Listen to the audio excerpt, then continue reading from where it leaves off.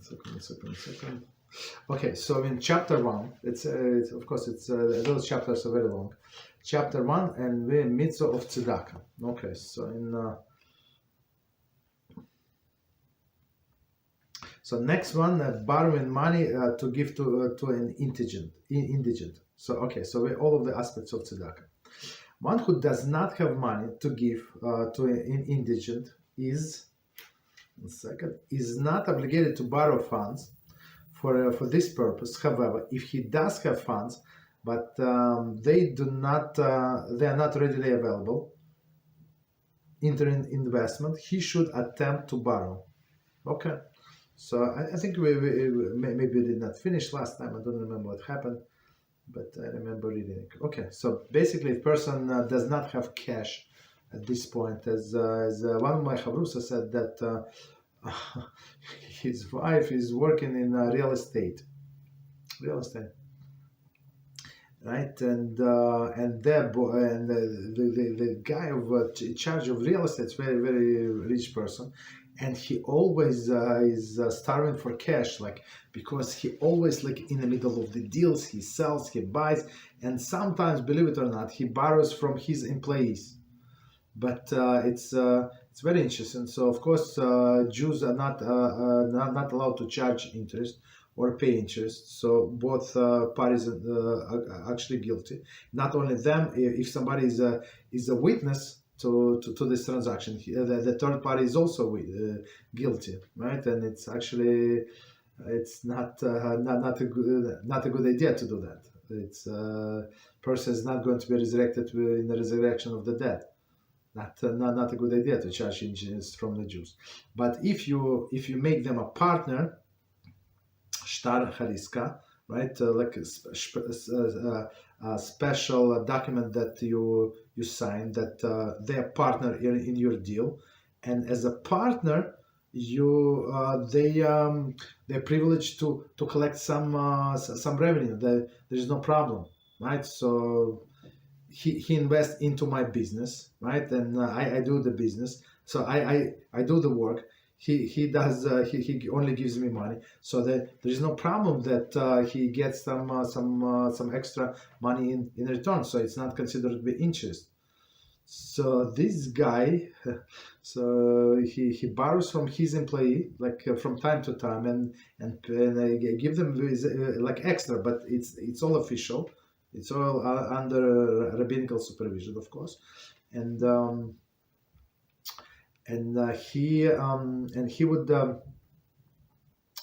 he would pay them like extra. It's not interest, but extra. But so he would not have money. So, for example, a person approached such a rich guy. On one hand, he's a rich guy. On the other hand, he did not have when needed like $50,000. Or something, so he had to collect, ask all of the employees to lend them. It's very interesting, right? So, for example, if somebody would approach such a person and ask for money, he would not have, but he's allowed to get money from somebody else, because he knows that like in 3 months, in 1 month, in 3 weeks, or whatever, he's going to sell or buy or something. He's going to have much more money, and he would be able to pay. So in this case, yes, it is allowed to borrow. But if you don't have money and you feel bad for this poor person, and so you're not obligated to borrow. Basically, you don't have. Okay, it's very interesting. But if you're working and you have a good job, steady job, so there is no problem. But again, no obligation. Next one, J. Aniyei kamai, poor person presently in front of you. So that's the most severe thing, right? So I mean, all other cases you can hide maybe somewhere, but here this poor person is in front of you. Okay, so what do we do? Though we have established that praiseworthy is to set aside, to give 1/5 one's money to tzedakah, according to some poskim, that only applies when poor person is not in the presence needed financial assistance. In your presence needed financial assistance. When poor are actually in front of you. So in front of you, it's double quote, but it's literally like, no, it's not. In some cases, it's literally, meaning face to face. In other cases, like you know about that person.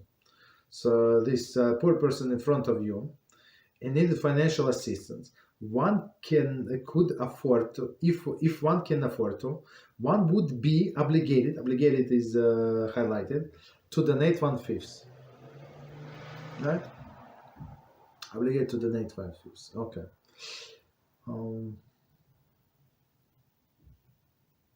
1/5. Okay. This would therefore means that nowadays, when unfortunately there are common, when we're confronted with inordinate number of the poor, given 1/5 would not be considered in a category of praiseworthy but obligatory category. So what he's saying, yes, and initially if you set out like this 20%, it's very good, but it's praiseworthy. But today, since there are so many people approach us, they go in the shuls and they collect, and especially I remember in Yerushalayim when we prayed, unbelievable. It's like non-stop. They would come, and in a course of one prayer, maybe 50 people would come, maybe more. I don't know, like non-stop. It's like, and some people, locals. I mean, I'm not local, but some locals would get very annoyed, and maybe some people like a little pushy, a little demanding. Like I don't know, maybe they in a very bad situation. I'm not sure. I'm not sure what was the problem, but like 50 people in the course of like half an hour. Right, and like for 45 minutes prayer and shacharis for 50 minutes shachar. It's a lot, to say the least. Very interesting. So in this case, I mean, when a person already and you see like they're really poor people, they really need, and you see yourself how much is food in the supermarket, and maybe they get in a little discount, but not much more discount. So you would be obligated to give 1/5. So it's not will be so praiseworthy when there are so many poor people. Of course, if you're able to afford. If not, so 10% is good. Others maintain that even when impoverished people are in front of you, giving 1/5 is a praiseworthy but not obligatory. Exactly as we said. One should consult a Rav for guidance. So again, so don't be careful. First, so 10%, that's what you must do. Have to consider your family first, then others. So these people, basically, they're strangers who approach you, and so you give them whatever you want, right? You're not obligated to fulfill all of the to give them whatever they're missing. Okay, but try to give. Okay, next one, K. Actual presence or knowledge, what is required. That's as we said before, just as you know that somebody in community is suffering, somebody in Israel is now suffering, they need this or that. So okay, we got email today. The whole shul got email that one of the people who used to pray with us, like I do not know the person. It was before my time, but he moved to Israel on the West Bank, and they're ready for they're getting ready for attacks from these Muslims, maximum, right? And they actually requested. So that person that we know here, they requested. So if you can assist them to buy a drone. Right, so they can survey the area. It's in this case, yeah, of course, this person is not in front of you. Their family, the whole settlement. I don't know how many people not in front of you, but you know that people are in danger, right, and they in real need. Okay, so I guess it would be one of these examples. So continue. Another important aspect of aniyei kamai, poor people in front of you, is whether or not the intelligent and the indigent himself actually has to be present.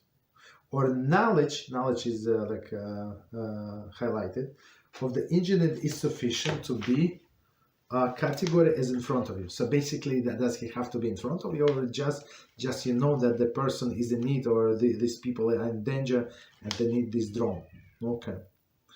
The consensus of the Paskim is that just as the knowledge of the indigent needing money would obligate one in the Mitzvah of Tzedakah, right? So just the knowledge that you know that person, like you see, like my example, and that's from real life. So we knew that somebody, so he lost his job. His wife told us, right? And he's not coming out from his house for a long time. So look, and so he's not, his car is there, so he's not driving to work. He doesn't have a job. He doesn't have money. So they have to be genius to understand that they actually suffer, and they have little kids, and they have no food, or like a lack of food, or whatever. They cannot pay their rent. Like you have to be genius. So is he in front of you? Did he knock at your door? No, he did not. But you know that that's what's going on. Okay. Continue, right? So that's therefore, if one who receive a validated letter requesting help for a poor person would be obligated to contribute tzedakah that individual, since knowing about his plight suffices to obligate the potential donor. So I guess he's talking about old days. I'm not sure why they stopped, but they almost not completely, but almost stopped like mailing these letters. It used to be like you open your mailbox and it's like 10, 15 letters.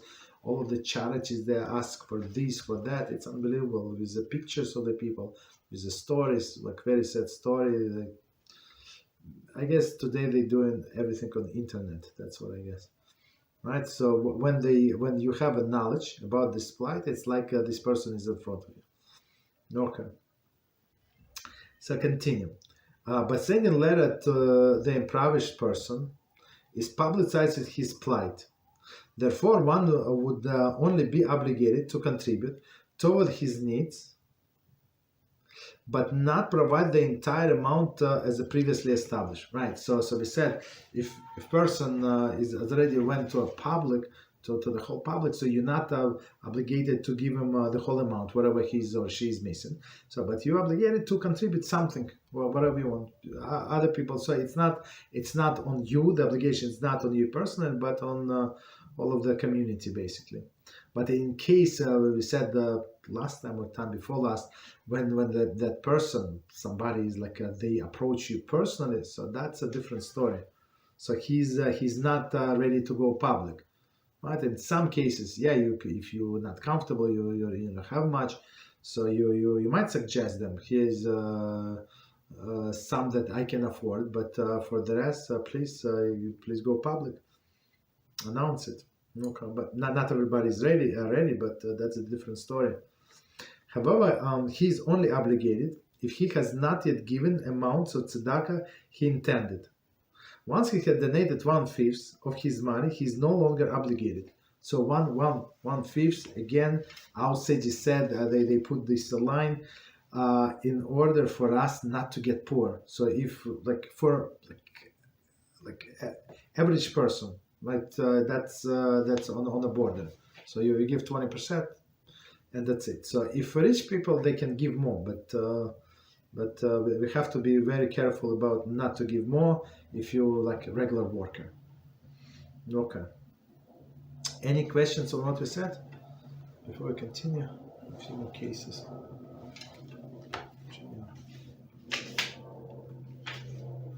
All right. Yes, go ahead. In regards to this issue of